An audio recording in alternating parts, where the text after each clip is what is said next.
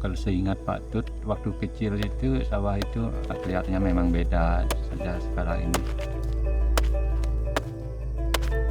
Kalau dulu itu kan asri, tidak ada plastik, tidak ada bekas-bekas kimia, itu tidak ada.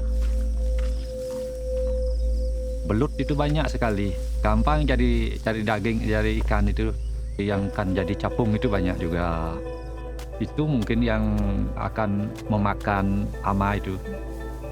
Kalau dulu orang tua nggak pernah nyemprot pakai ini, cuma pakai daunan aja, daun cile, daun kesimukan itu memberantas hama itu. Kalau Pak Tut pribadi itu kan rasanya ingin sekali seperti yang dulu itu hidupnya, ya biar nyaman dari segi kesehatan juga. Kita kan santai aja di sawah ini, tidak ada polusi-polusi gitu, biar kita bisa lagi transisi mengikuti orang tua dulu seperti kakek kita itu ya. I always had a curiosity about farming and farmers and what their experience was out here.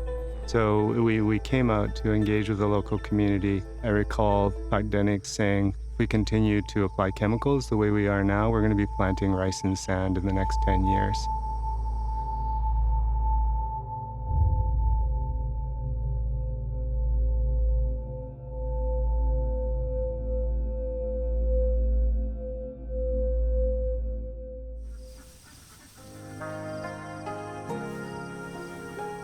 The two main drivers of this island's economy are tourism and agriculture, both of which are doing quite a lot of damage and ultimately undermining people of this island, their ability to continue to thrive.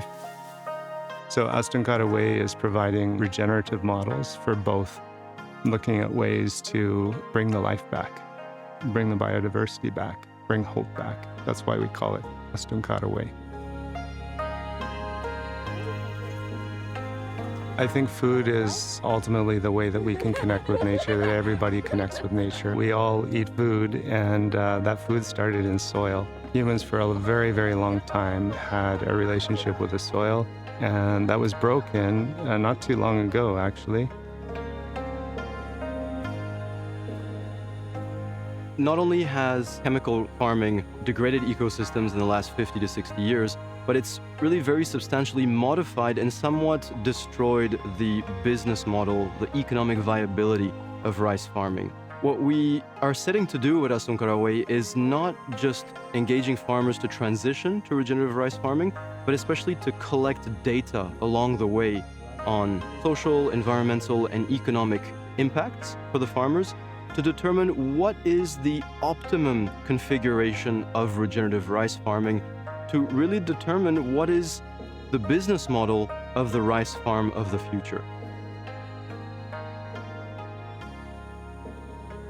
Dewasa ini, pertanian cenderung lebih ke sistem pertanian monokultur yang dimana lebih mementingkan kuantitas daripada kualitas. Hal ini menyebabkan keanekaragaman hayati dikesampingkan. Pertanian padi regeneratif memulihkan keanekaragaman hayati di sawah. Kami kembali membawa ternak seperti bebek yang dapat menyuburkan padi dan memakan gulma serta hama. Kami juga menambahkan tanaman pinggiran berupa bunga dan sayuran di sekitar sawah itu sendiri untuk menarik serangga dan burung yang bermanfaat yang dapat juga mengendalikan hama maupun penyakit itu sendiri. Dan kami membantu petani untuk mengingatkan kembali cara membuat kompos dari sisa-sisa jerami dan tanaman yang lain yang ada di sekitar untuk penggunaan kompos itu sendiri.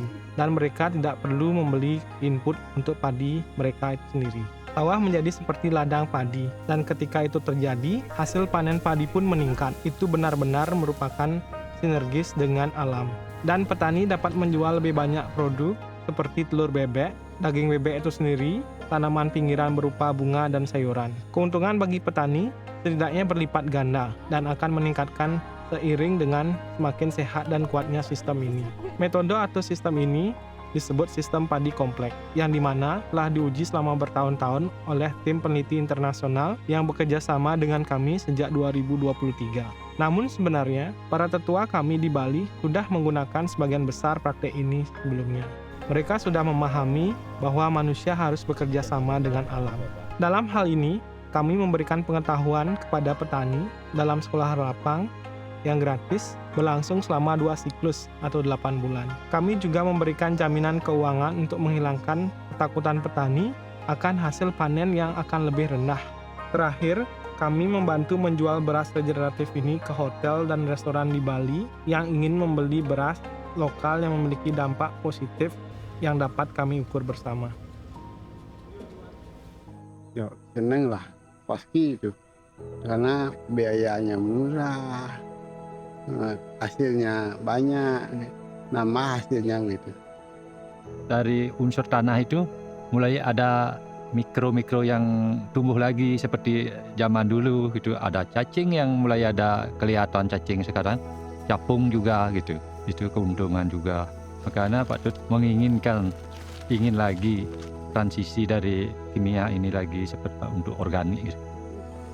Perasaannya sih tidak memakai kimia. Seperti kembali ke dahulu. Perasaannya sih agar generasi berikutnya juga bisa menikmati hasilnya ya, yang tanah yang bagus ya gitu. Interestingly, our journey really begins with rice, but we really feel like this is just the beginning of this island's journey in a transition to regenerative farming. We have this unique asset, which is the Astunkara Trail. It's a 10-day walking trail that crosses the island from south to north and which connects communities that are all engaged in regenerative practices. And as we learn how to build a regenerative movement with the rice farmers here, it gives us the skills to be able to expand that effort to these other farmers who also want to join this regenerative movement. Saya harap dengan apa yang kami lakukan di Astungkarawi, pertanian di Bali bisa berkelanjutan, baik itu dari segi diversitasnya atau keanekaragamannya, kesehatan petani, finansial petani, dan bisa berlanjut untuk generasi berikutnya. If we can work together to regenerate this island, perhaps we can make our biggest contribution, which is to create a beacon of hope for the world. Hope that it's still possible for humans and ecosystems and food systems to thrive into the future. I mean, it's going to be beautiful. Every paddy will be encircled with biodiversity, birds and bees and humming and buzzing things, and a lot more food for everybody. It'll be a sight to behold.